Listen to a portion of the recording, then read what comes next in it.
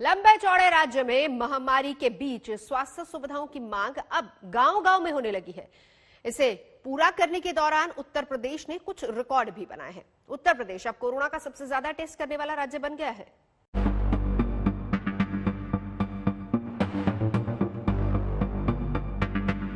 Corona के बढ़े मामलों और लोगों की मौत के बाद उनके दाह संस्कार को लेकर सबसे ज्यादा उत्तर प्रदेश की सरकार पर सवाल उठाए गए।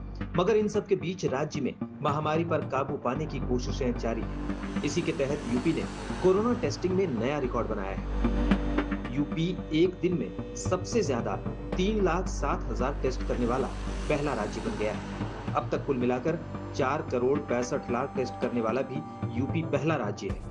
टेस्ट बढ़ने के साथ यूपी में कुल एक्टिव केस की संख्या 1 लाख से नीचे आ गई है। वहीं 21 दिनों के भीतर 2,15,000 केस कम हुए। उत्तर प्रदेश, जिसके बारे में विशेषज्ञों ने ये राय व्यक्त की थी कि 25 अप्रैल से 10 मई के बीच में उत्तर प्रदेश में 1 लाख केस प्रतिदिन आएंगे, उत्तर प्रदेश की स्थिति अनियंत्रित हो जाएगी।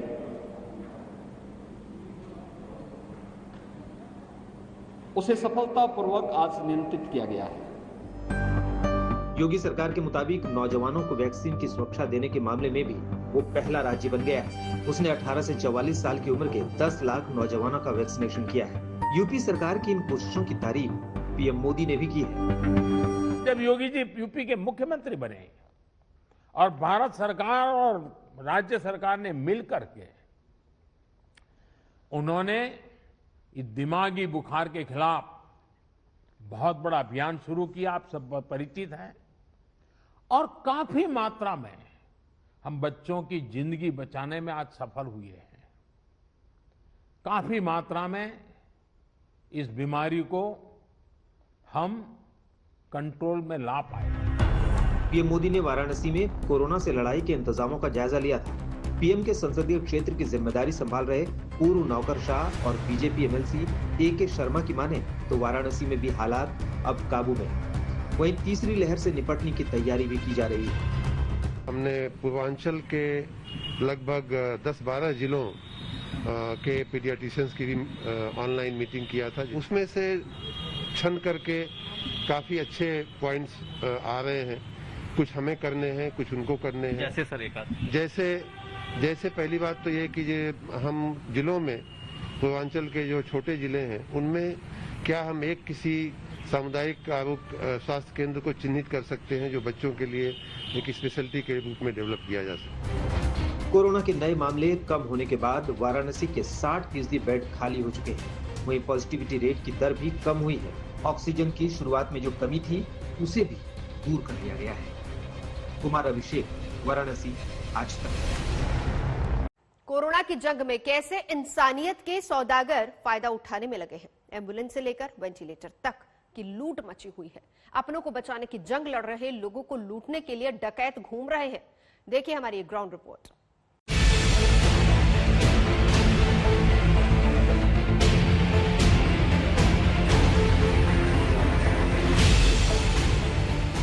किसी की नजर में कहीं भी कोई वेंटिलेटर हो तो प्लीज मुझे जरूर बताएं। मेरे भाई की जिंदगी आप लोगों के हाथ में है।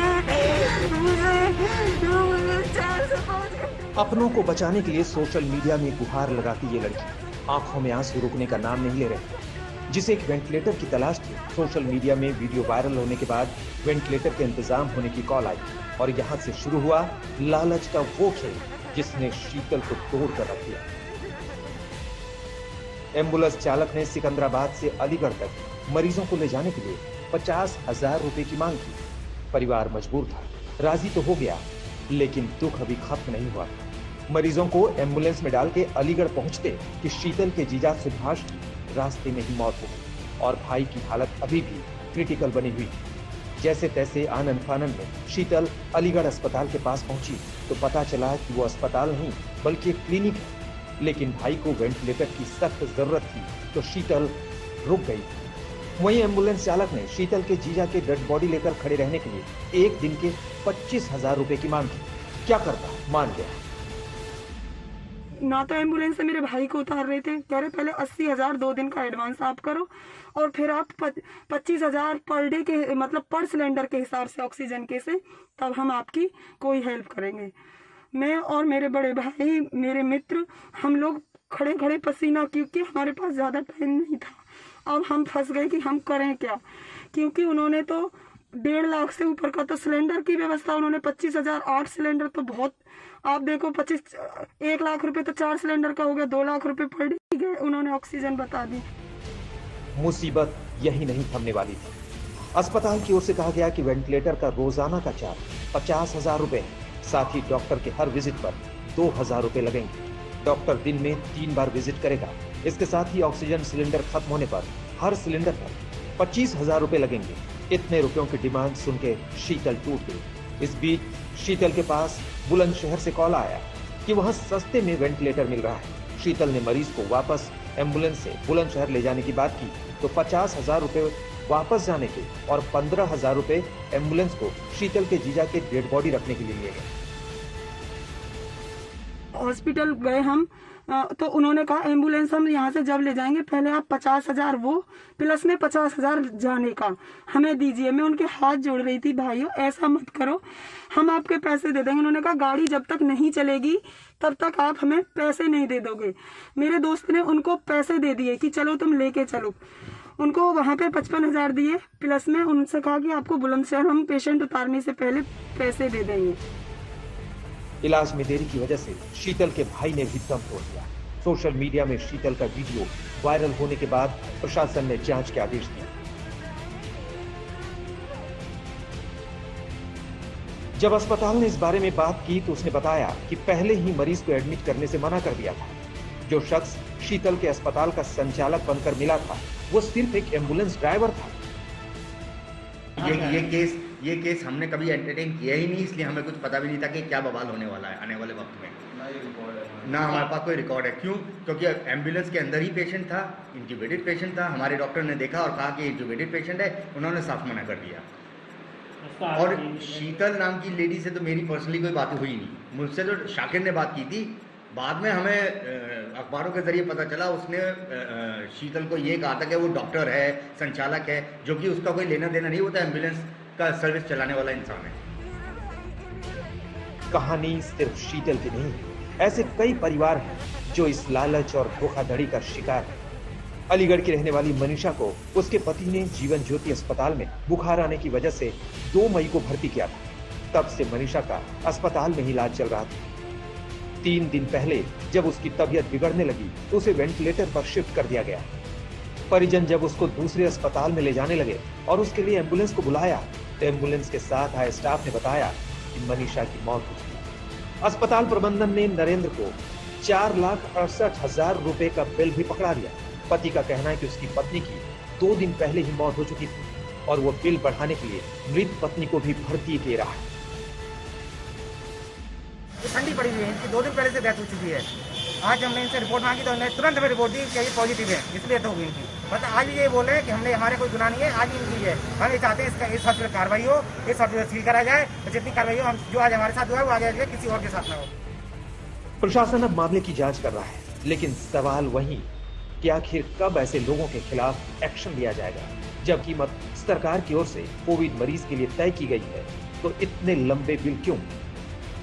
एक ओर अपनों को बचाने का संघर्ष, फिर सिस्टम से लड़ने का संघर्ष और फिर अपनों को खोने के बाद ये संघर्ष जिससे आम जनता जूझ रही है। आज तक ब्यूरो। कोरोना के बीच ब्लैक फंगस अब महामारी का रूप धारण कर चुका है। पूरे देश में अब तक ब्लैक फंगस के करीब 9,000 मामले सामने आए हैं और 200 से ज्यादा लोग अपनी जान गंवा चुके हैं। 12 से ज्यादा राज्य ब्लैक फंगस को महामारी घोषित कर चुके हैं।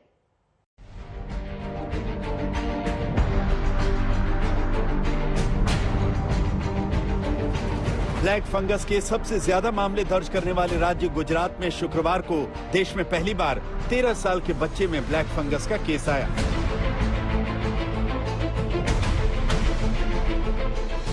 और अब सूरत में इस बीमारी का एक ऐसा केस आया है जिसे doctor rarest of the rare case मान रहे हैं। इसमें 28 साल के एक व्यक्ति में किसी भी प्रकार के लक्षण न होने के बावजूद मस्तिष्क में ब्लैक फंगस की पुष्टि हुई है। जो म्यूकरमाइकोसिस है वो साइनस में, ऑर्बिट में, फेस पे जो में इन्वॉल्वमेंट रहता है और वहाँ के थ्रू ही ब्रेन में स्प्रेड होता है। और ब्रेन में जो स्प्रेड होता है वो फ्रंटल लोब है, ब्रेन का आगे का हिस्सा होता है, उनका इन्वॉल्वमेंट ज़्यादा होता है। इनका जो लोकेशन था वो थोड़ा सा डिफरेंट था। फ्रंटल लोब और जो सराउंडिंग रीजन थे वो स्पेयर किया हुआ था और इनमें जो इन्वॉल्वमेंट था वो बेजल गैंग्लिया में था। बेजल गैंग्लिया मतलब ब्रेन का अंदर का हिस्सा है, वहाँ पे उनका इन्वॉल्वमेंट आया और वो म्यूकर आया, इसलिए थोड़ा सा ये अनएक्सपेक्टेड था और अनयूजुअल प्रेजेंटेशन था। केस भी इसलिए ये अनयूजुअल है। राजधानी दिल्ली में सरकार ने ब्लैक फंगस को अभी महामारी घोषित नहीं किया है, लेकिन इसके केस बढ़ रहे हैं। बुधवार रात तक दिल्ली में इस बीमारी के 197 केस आ गए थे, जिनका इलाज दिल्ली के 3 बड़े सरकारी अस्पतालों के अलावा कई प्राइवेट अस्पतालों में भी चल रहा है। काफ़ी ज़्यादा केसेस आए हैं, जो पूरे साल में कुछ नंबर होता है। अभी दिल्ली में परसों तक भी 197 केसेस आ चुके थे और दिल्ली के अंदर जो एडमिटेड पेशेंट है उसमें से कुछ दिल्ली के हैं, कुछ दिल्ली से बाहर के हैं, पर फिर भी नंबर इतना ज़्यादा कभी हुआ नहीं है। पूरे साल के अंदर 50, 40, 30 इतने केसेस आते थे, तो ये काफ़ी ज़्यादा नंबर है। और डॉक्टरों से बात की गई है तो इसका सबसे बड़ा रीज़न ये आ रहा है कि जो इम्यूनिटी स्प्रेस हो जाती है ना, अब ये जो कोरोना चल रहा है उसमें स्टेरॉइड दिए जाते हैं। स्टेरॉइड्स देने से इम्यूनिटी ख़त्म हो जाती है और डायबिटीज़ अगर अनकंट्रोल्ड है तो जो भी फंगस है, वायरल है या बैक्टीरिया, उसको एकदम फ्लेयर अप करने का मौका मिलता है।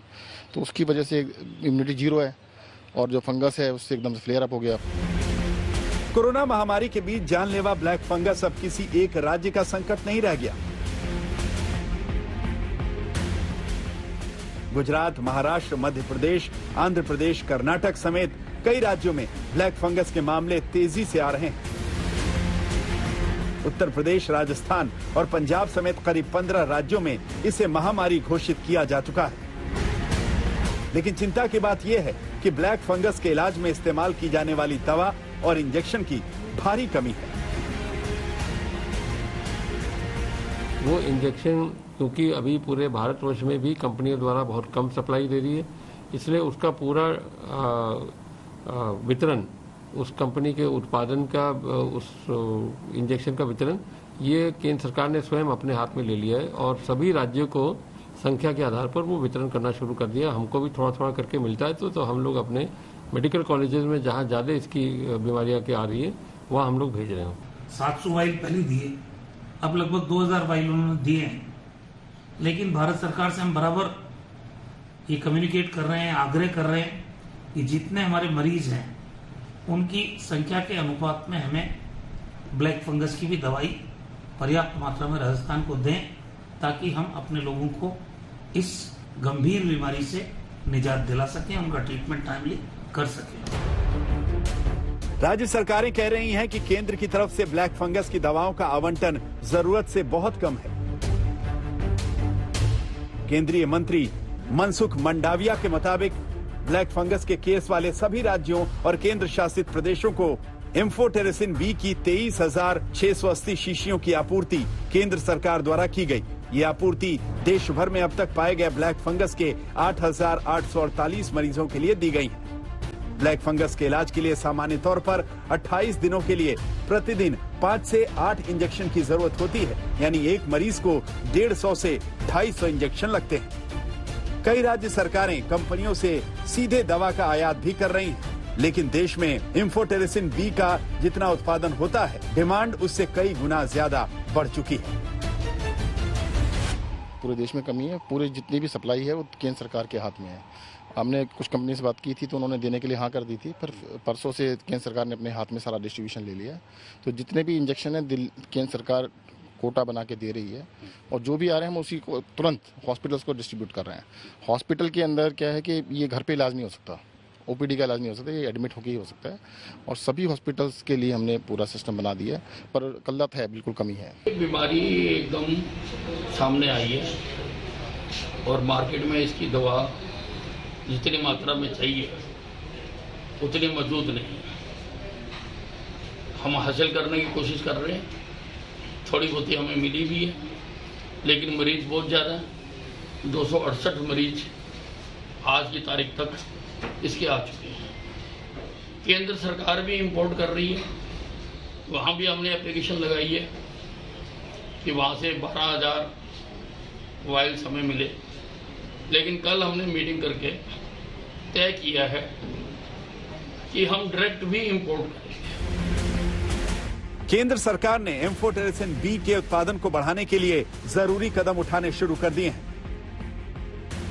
जून में एम्फोटेरिसिन बी इंजेक्शन की 3,15,000 शीशियां आयात की जाएंगी, जबकि घरेलू स्तर पर जून तक देश में इस इंजेक्शन का उत्पादन करीब 2.5 लाख शीशियों का होगा। इस तरह देश में जून तक एंटी फंगल इंजेक्शन की संख्या बढ़ाकर 5,70,000 से ज्यादा हो जाएगी। केंद्र सरकार ने 5 अतिरिक्त फार्मा कंपनियों को amphotericin B anti fungal injection के उत्पादन करने के लिए लाइसेंस दिया है। इसके अलावा 6 कंपनियां पहले ही इस दवा का उत्पादन भारत में कर रही थी। एक नया विषय, जैसा आप सब लोगों को पता है, हमारे सामने एक चैलेंज के रूप में आया है कि हम कैसे ब्लैक फंगस को मैनेज करें।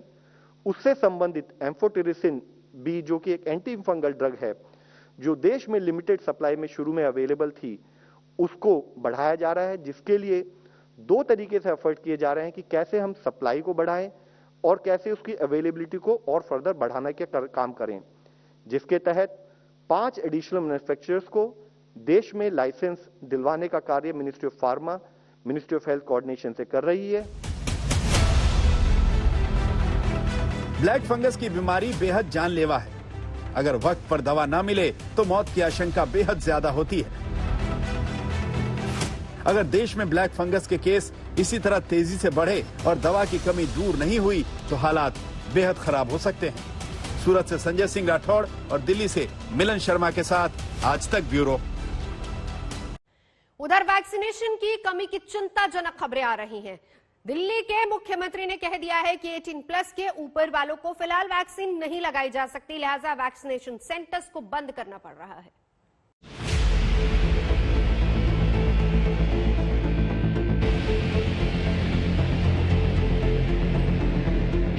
साल भर पहले जब दुनिया कोरोना महामारी की पहली लहर झेल रही थी तो सबको वैक्सीन का बेसब्री से इंतजार था। अब वैक्सीन आ गई, लेकिन सबकी पहुंच से दूर है। वैक्सीन सेंटर जाते हैं, कभी वैक्सीन मिलती है, कभी ताला लटका मिलता है। लोग खाली हाथ लौट रहे हैं। मिस मैनेजमेंट है, केंद्रों के बढ़ानी चाहिए और एक्चुअली जो भी हो इंफॉर्मेशन वो बाहर डिस्प्ले होनी चाहिए। कोविड का टीका लगवाने आई हूँ तो यहाँ पुलिस प्रशासन ने और डॉक्टरों ने मना कर दिया कि कैंसिल हो गया। रोज परेशान करते हैं। रोज अभी आप बोलते हैं 31 मार्च के पहले जो रजिस्ट्रेशन हुआ उसका कोई नंबर नहीं आ रहा है। देखो ये क्या फाड़ देंगे इनको। 50 रोज हो गए लगाए, अभी बेकार हो जाएगी।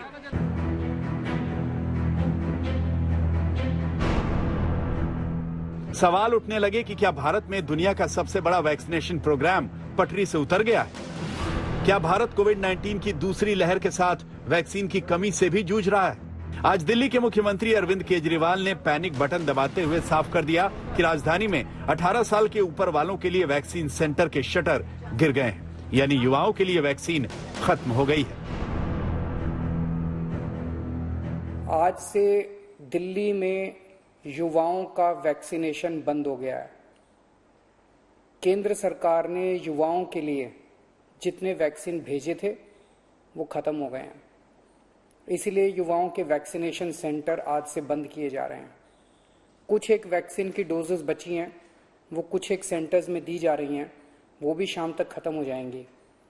कल से युवाओं के वैक्सीनेशन के सभी सेंटर बंद हो जाएंगे। मुझे बेहद दुख है कि हमें वैक्सीन खत्म होने के कारण युवाओं के वैक्सीनेशन सेंटर्स बंद करने पड़ रहे हैं। हमने केंद्र सरकार को भी लिख के बताया है, केंद्र से हमने और वैक्सीन मांगी है। जैसे ही हमें और वैक्सीन मिलेगी हम फिर से ये सेंटर शुरू कर देंगे। 1 मई से 18 साल से ऊपर वालों के लिए वैक्सीन प्रोग्राम शुरू हुआ था, लेकिन 22 दिन के अंदर ही राजधानी दिल्ली में मुहिम को रोकना पड़ रहा है, और वो भी वैक्सीन की कमी की वजह से। दिल्ली सरकार के आंकड़ों के मुताबिक 1 मई से अब तक उसे केंद्र सरकार से युवाओं के वैक्सीनेशन के लिए करीब 8 लाख डोज मिले थे, जो खत्म हो चुके हैं। इतना ही नहीं, दिल्ली सरकार का दावा है कि केंद्र ने उसका वैक्सीन कोटा भी घटा दिया है। दिल्ली को हर महीने 80 लाख वैक्सीन की जरूरत है, 80 लाख डोजेस की। इसके मुकाबले मई में हमें केवल 16 लाख वैक्सीन मिली और जून के महीने के लिए केंद्र ने दिल्ली का कोटा और भी कम कर दिया है। केंद्र सरकार से हमें जो चिट्ठी आई है कि जून में हमें केवल 8 लाख वैक्सीन दी जाएगी। कोरोना की दूसरी लहर में दिल्ली किस तरह तबाह हुई, इसकी तस्वीर पूरी दुनिया ने देखी और अब तीसरी लहर की आहट भी सुनाई दे रही है। इस बीच वैक्सीन एक उम्मीद बनकर आई, लेकिन जिस तरह से देश की राजधानी में वैक्सीन की कमी होने की वजह से वैक्सीनेशन सेंटर बंद किए जा रहे हैं, ये कई बड़े सवाल जरूर खड़े करता है। सिर्फ दिल्ली ही नहीं, राजस्थान, महाराष्ट्र, छत्तीसगढ़, हरियाणा, आंध्र प्रदेश, तेलंगाना और ओडिशा ने वैक्सीन की सप्लाई में कमी को दूर करने की गुहार केंद्र सरकार से लगाई। राजस्थान के स्वास्थ्य मंत्री ने कहा, वैक्सीन मिलेगी नहीं तो लगाएंगे कैसे? कम से कम इमीडिएटली 20 लाख डोज दे दो आप, बाकी आती रहेगी, ताकि वैक्सीनेशन का एक काम रुके नहीं। बोर्ड लगाना पड़े, उससे अच्छा है कि स्लोली चला लें। हमने उनको पहले ही साउंड कर रखा है कि राजस्थान में एक दिन में 5,81,000 लोगों को हमने वैक्सीन दी थी, जब हमारे पास वैक्सीन मौजूद थी। राजस्थान में कुल 1,55,00,000 लोगों को वैक्सीन लगाई गई है, जिसमें से 1,24,00,000 को फर्स्ट डोज लगी है और 31,36,000 को दूसरी डोज लगी है। एक्सपर्ट का मानना है कि 8 करोड़ की आबादी में से जब तक 5,60,00,000 लोगों को दोनों डोज नहीं लग जाती है, हर्ड इम्यूनिटी नहीं आएगी। इस बीच कोविशील्ड बनाने वाली सीरम इंस्टीट्यूट ऑफ इंडिया ने केंद्र सरकार पर गंभीर आरोप लगाए हैं। सीरम के एग्जीक्यूटिव डायरेक्टर सुरेश यादव ने कहा, सरकार ने बिना वैक्सीन की उपलब्धता के पॉलिसी बनाई। WHO की गाइडलाइंस का पालन होना चाहिए था। 30 करोड़ लोगों को टीका दिया जाना था, जिसके लिए 60 करोड़ डोज की आवश्यकता थी, लेकिन लक्ष्य तक पहुंचने से पहले ही सरकार ने पहले 45 साल से ऊपर के लिए, फिर 18 साल से अधिक उम्र के लोगों के लिए वैक्सीनेशन के दरवाजे खोल दिए। सरकार ने ये जानते हुए मंजूरी दे दी कि इतनी वैक्सीन उपलब्ध ही नहीं है, लेकिन हर बार की तरह केंद्र सरकार ने ऐसी किसी कमी से इनकार किया है। केंद्र सरकार का दावा है कि वैक्सीन की कोई कमी नहीं है। कोविड का वैक्सीनेशन का जो कैंपेन चल रहा है देश में, इन सब बिंदुओं के ऊपर विशेष रूप से वो सारा हेल्प भी करेंगे, गाइडेंस भी करेंगे और हम लोग जितनी भी सहायता भारत सरकार से उसके एंगल से प्लान की जा सकती है उसको प्लान करेंगे। एक एक वैक्सीन की डोज किसी भी मनुष्य के लिए एक सुरक्षा कवच है, तो हम वैक्सीन वेस्टेज पर उसी तरीके से काम करें। उसमें भी हम कुछ अच्छे रिजल्ट्स पा रहे हैं। जैसे कि हम देखें कि 1 मार्च को अगर हमारे यहाँ वैक्सीन वेस्टेज कोविशील्ड 8% और 17% कोवैक्सीन थी, तो वह घटते घटते अभी 4% और 1% रह गई है। लेकिन भारत में टीकाकरण की गति पर नजर डालें तो वैक्सीन की कमी की वजह से पिछले 2 महीनों में वैक्सीनेशन रेट ऊपर नीचे होता रहा है। जहां अप्रैल की शुरुआत में औसतन 40 लाख डोज प्रतिदिन दिए जा रहे थे, वहीं मई में यह दर घटकर 20 लाख डोज प्रतिदिन पर आ गई। पिछले 126 दिन में देश में अब तक 19 करोड़ लोगों को वैक्सीन लग चुकी है। 14.4 करोड़ लोगों ने वैक्सीन की पहली डोज ली है, जबकि 4 करोड़ 14 लाख लोगों को वैक्सीनेशन की दूसरी डोज भी लग गई है। यानी देश की कुल आबादी के 9.7% को ही अभी वैक्सीन का डोज मिल पाया है। अमेरिका में 58% आबादी को वैक्सीन लग चुकी है। आकलन ये है कि अगर भारत में हर रोज करीब 20 लाख लोगों को वैक्सीन दी जाए, यानी इस रफ्तार से 90 करोड़ की आबादी को अगले 800 दिनों में वैक्सीन लगेगी। देश में वैक्सीनेशन की धीमी रफ्तार को लेकर कांग्रेस सांसद राहुल गांधी ने सरकार पर लगातार निशाना साधा। राहुल ने लिखा, वैक्सीन कम होती जा रही हैं और कोविड की मौतें बढ़ती जा रही हैं। केंद्र सरकार की नीति ध्यान भटकाओ, झूठ फैलाओ, शोर मचाकर तथ्य छुपाओ। राजनीतिक लड़ाई अपनी जगह है, लेकिन बड़ा सवाल यही है कि क्या भारत टीकाकरण के अपने लक्ष्य से पीछे चल रहा है। सवाल ये भी कि भारत में फाइजर, मॉडर्ना की वैक्सीन को एंट्री क्यों नहीं मिली है, लोगों को बाजार में वैक्सीन का विकल्प क्यों नहीं है। उम्मीद है कि इन सवालों के हल के साथ ही वैक्सीन की कमी पूरी होगी, क्योंकि तीसरी लहर को लेकर चेतावनी जारी है और इससे लोग आसानी से तभी बचेंगे जब वैक्सीन का दोनों डोज उन्हें मिल जाएगा। दिल्ली से पंकज जैन, जयपुर से शरद कुमार के साथ आज तक ब्यूरो।